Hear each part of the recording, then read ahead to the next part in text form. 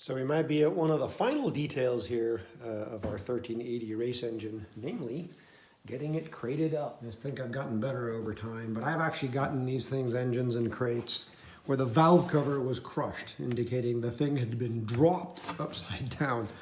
Luckily, it was a cord for rebuilding, not one of these finished race engines.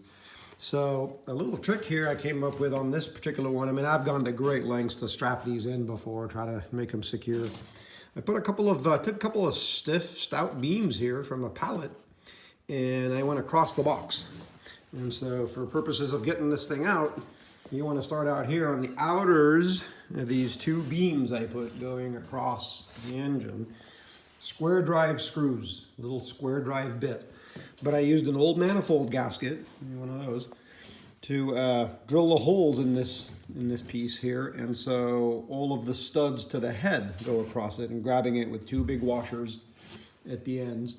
The rear brace here screws into the block on this midget Sprite setup, where all you've got's a back plate.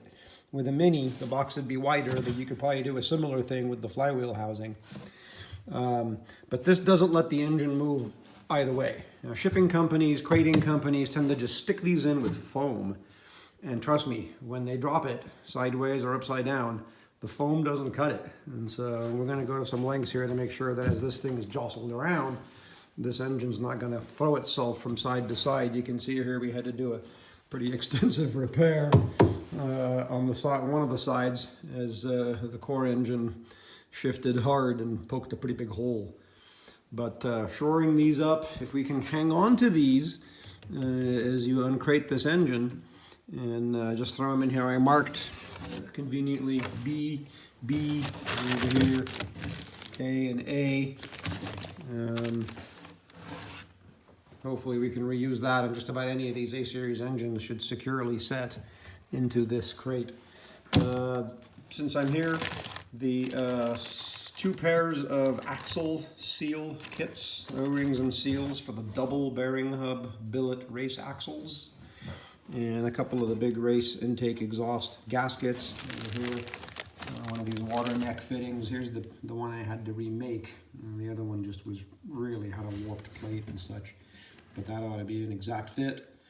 And a couple of an extra gasket for that, extra thermostat gasket, along with the two intakes. The starter's installed. The two motor mounts from Speedwell Engineering are underneath the starter in their bubble wrap. The header's nice and secure on this side, and that buttons it up. Thank you very much.